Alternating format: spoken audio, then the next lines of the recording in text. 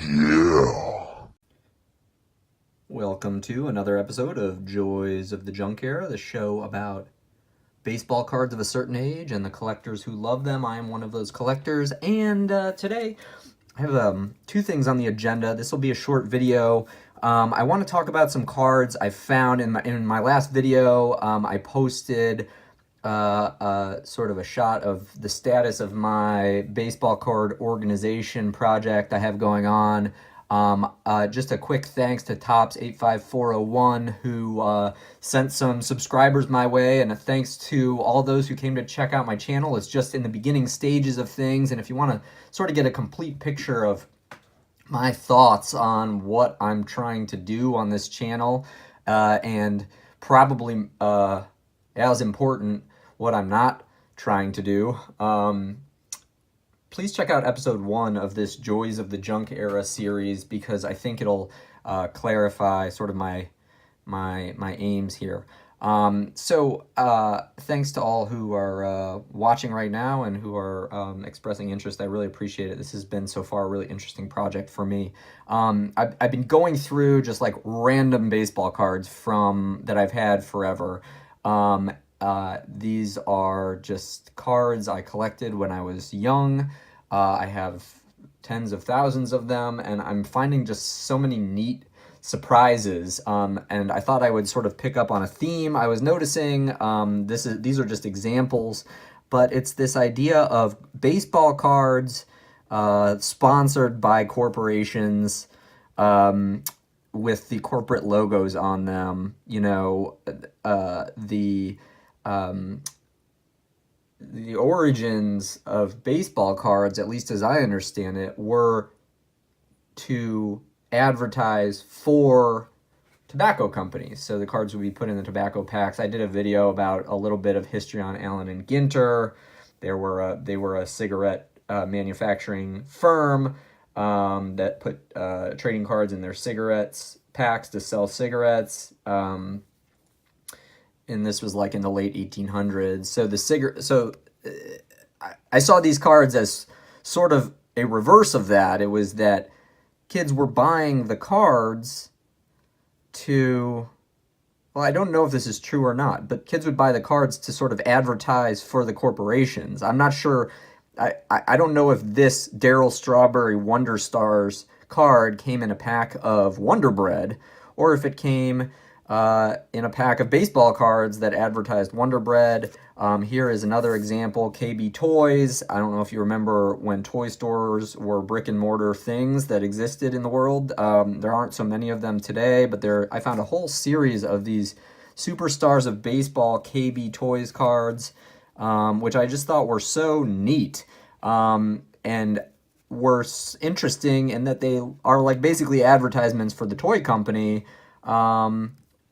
And you could either say they're advertisements for the toy company in the same way that that baseball cards and cigarette packs were advertisements for the cigarette companies, or you could say that now baseball cards sort of were its own thing and had transcended being sort of a supporting player in marketing, and these cards are actually being used to advertise for KB Toys, sort of independent of their attachment to some product. I don't know which way you can look at it, but either way, I'm really interested in, as I flip through them, in some of these. So here's like another one that I think, came, I don't know if it came in a it was probably sold at Kmart or given away at Kmart. It's a Topps card with a Kmart logo.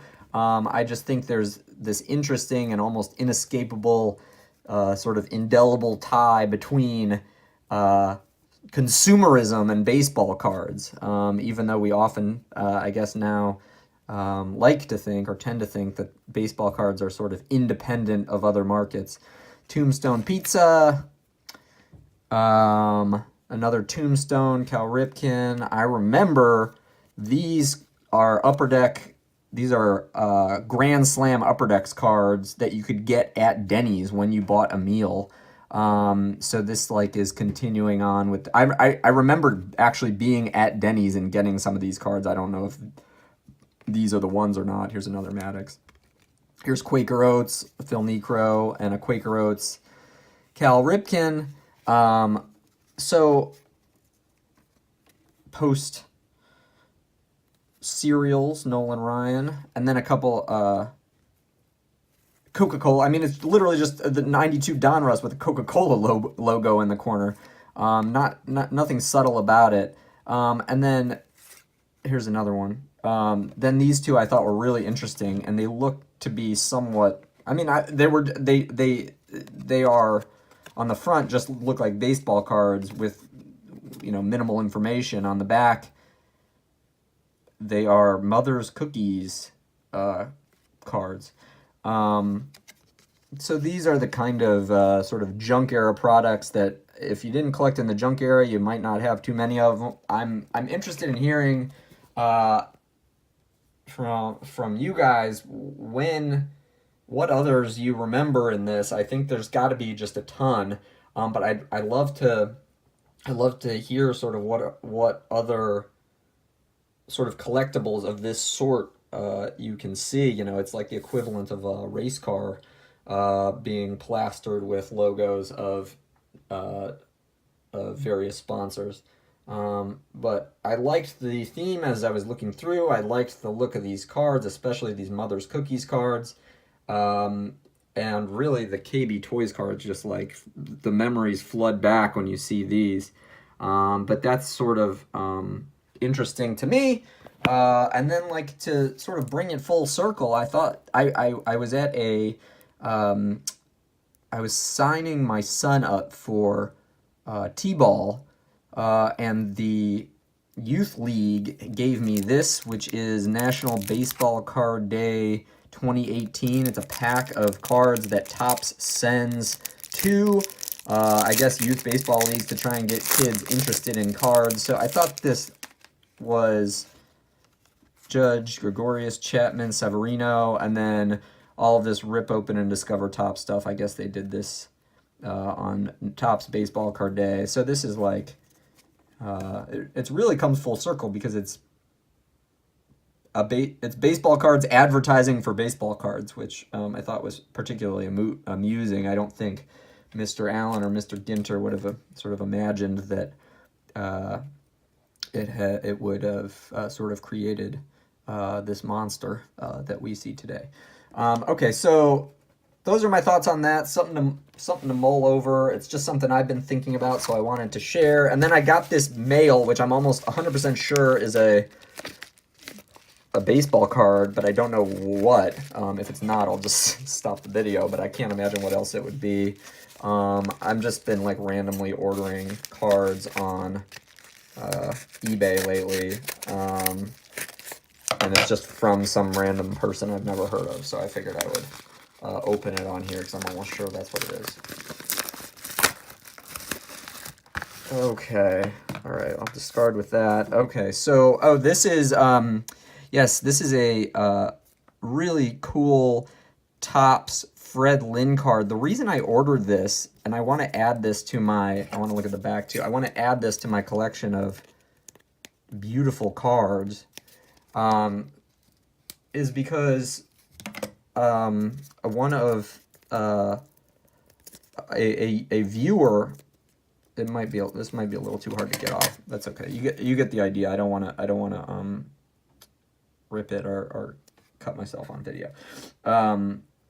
This card was pointed out to me, and I apologize. I didn't know what I was going to be looking at right now, so I don't have the name of the viewer, but somebody had suggested in response to my Carlton Fisk Upper Deck card that I have been of late fixated on, that this was sort of their equivalent of that card, this Topps Fred Lynn, and I took a look on eBay and could really sort of see what they meant. It's a really beautiful, elegant card. He has this just very graceful, natural, elongated swing.